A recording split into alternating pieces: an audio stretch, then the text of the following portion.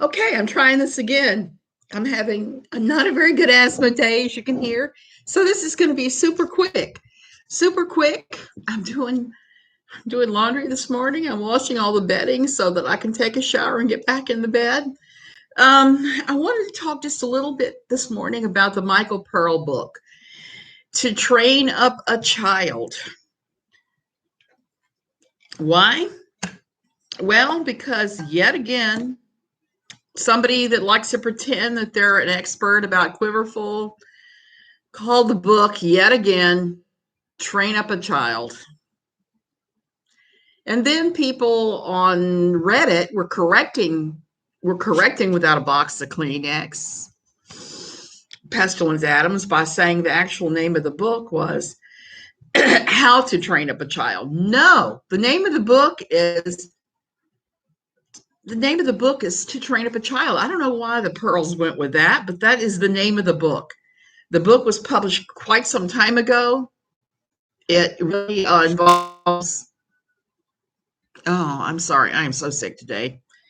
I'm so sick, and I don't mean to inflict upon you my nightgown self, but here we are, uncombed hair, the whole 9 yards. Hey, Allie. So yesterday, a certain person was talking about, Pestilence Adams was talking about the book very briefly in her, not even in her live streams, but on her Twitter account. I linked below in my thing, in my description, to a video that pretty much puts to paid any notion that Michael Pearl is disciplining children for any reason other than to provide to get his jollies. I'm just going to say it right there. He's getting his jollies. It's hard to watch. It's almost in a fetish manner. Hey, Claire Bear. Hey, Sweet Bee.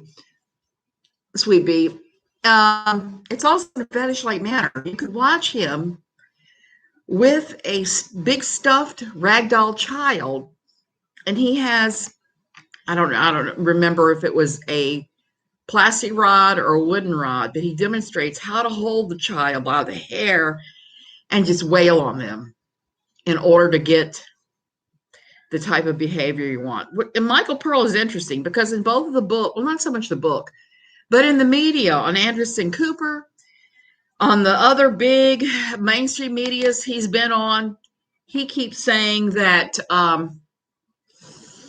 it's not cruel, that it doesn't harm the child in any way, shape, or form, but it instills instant obedience, and that is the goal supposedly of the Pearl thing. But if you watch the video, it's less about instant obedience, and it's more about a dirty old man getting his jollies by being cruel to children. That's what it is more like.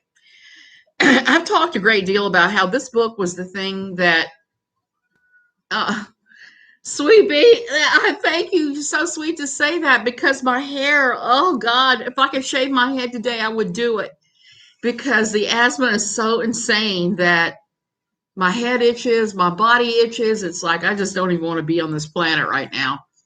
Anyway, so Mike teaches you step by step how to go about using an implement on your child to make them behave. And like I said, it's not anything but just pure on perversion. Hey, Cheryl, it just makes it just and to muddy the waters. Michael does like to go on things like Anderson Cooper and make all kinds of claims. But what I think is really interesting about this clip, which I showed it no longer quivering, is that it puts paid to anything he's ever said on Anderson Cooper, CNN, or any other major news source who's just claimed he's a simple guy telling you how to make your children happily obey all the time. No, his method is all about breaking the will, making your child fear you on the deepest levels so that all you have to do is mention discipline and whip out your rod, whatever that might be, and the child obeys with a smile. That's what it's all about. B, it is disgusting. It's disgusting. It's perverted. It goes way beyond anything that has to do with discipline. I didn't realize how incredibly evil and wicked it was until I actually saw the video that I've linked before. I wish I knew how to use StreamYard better because I would bring it in and show you the video, except that I'm going to say that it is very hard to watch, even if he is, quote, disciplining a rag doll. It's very difficult to watch. And, and I know by mentioning this and going over this yet again that Without a Box of Kleenex doesn't have any clue what the name of the book is. She keeps mangling the name. She's likely to take that video and go step by step on her channel tonight. I'm pretty sure she probably will at some point when she runs out of content. So that's what I'm talking about today, even though I'm sick as hell. Pearl has a ton of books and a ton of philosophies that he's come up with. But what's interesting is they all go back to the using an implement on the child until you break their will and beyond. He tells stories about the time that somebody brought their misbehaving 2-year-old to him, and he, what did he do? He would stop every 2 miles and switch the child every 2 miles for like hours until he broken the child's will. Would have never wanted my children to fear me. I feared my father, and I'm still trying to recover. Cheryl, that's a good point. My father tried switching me several times, and it never worked. I was just too stubborn. I would throw back in his face every time and say, that did not hurt. And he would have to bruise me up pretty bad to make it hurt. And thankfully, my mother intervened when he bruised me, because I just always was the kind of stubborn that was going to just go ahead and say, that didn't hurt, even if you left a giant bruise on me, because I was not about to admit to that. I was not about to back down and give in to that. I was always rather strong-willed. My mother pretty much let me do what I want. I will say that, not in her defense, not as a bad thing, but it is what it is. And I think that was helpful for me, at least, because I was so stubborn. She is busy with her news daddy, Sweet Bee. It's pretty disgusting. It is pretty disgusting, her coverage of all of that. I've chosen not to speak about it much because it's more than I can handle. Her fascination with this case is like Michael Pearl's fascination with switching children to make them break. It's not normal. It's not natural. It's sick. I can't remember my dad ever laying a hand on me. I'm one of the lucky ones. My Joe slapped my face once when I cursed. That could happen. I never had that, thank goodness. My mother never lifted a hand to me at all, ever. But she had her own problems that she was dealing with, too. So there was that, and I was an only child, so I never got much in the way of discipline at all. Mom, I figured, Sweetie, you're a bit mom, but I read it as much. So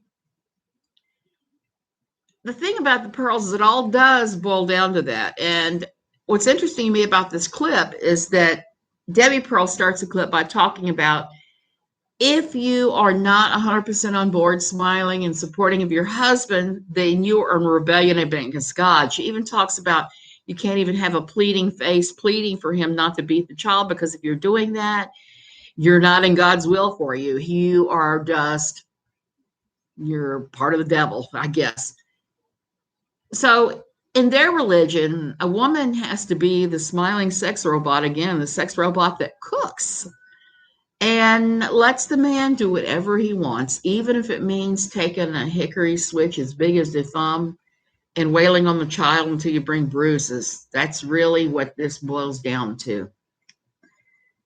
A little bird told me, I can't really reveal the source. It's one of these, I have sources things from many years back, told me that Michael Pearl is merely living out what happened to him. His grandmother apparently switched him unmercifully all the time for even thinking of an infraction. So he is paying forward what happened to him as a child. He is taking his own childhood trauma and he is playing that forward.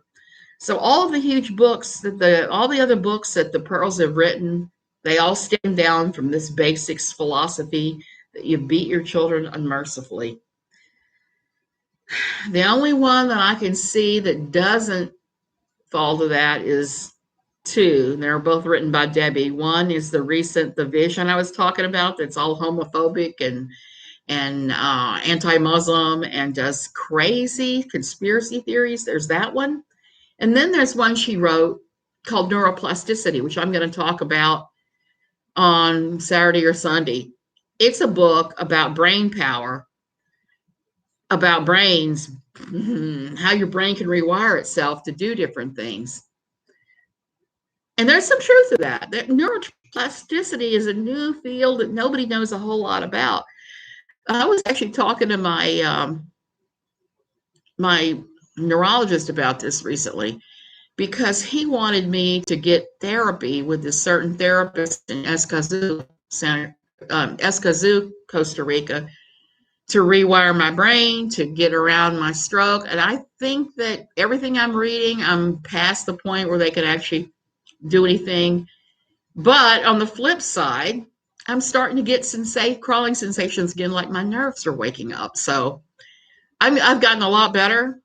Part of it is my brain rewiring. We talked about that. Your brain will rewire and get you around other things. Now, how well it does, it really depends upon how severe. I'm sorry, I must take this. So I'm going to go ahead and go. You guys have a great day. Hey,